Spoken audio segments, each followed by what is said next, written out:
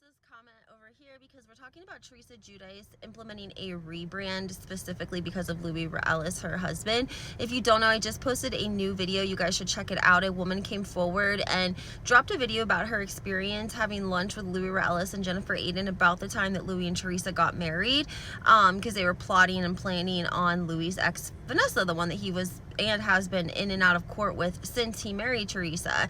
But check that out in my latest video I just dropped. This comment says that Teresa is still professing her undying love for Louis Ellis, and like somebody else in the comments said, she did the same thing with Juicy Joe. She literally stayed faithful and by his side and stood by him and didn't even mention the word divorce until he was actually deported. She stood by him through the felony indictment, through the audits, through the criminal court case, through her sentencing, his sentencing, her year in prison and his 3 years in prison.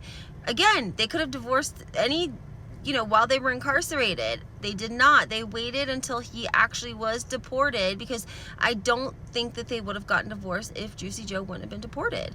And Teresa even says that, probably the biggest thing that would be impacting their marriage would be the thought of, would Juicy Joe be able to be faithful and live in another country? And Teresa didn't feel comfortable with that. But the point is that she stood by her man like she was Tammy Wynette from some country western song, okay? And it wasn't until the man was deported to another freaking country that she finally was like, okay, we're gonna get divorced now. So I see her professing her undying love to Louis all the way until the end as well.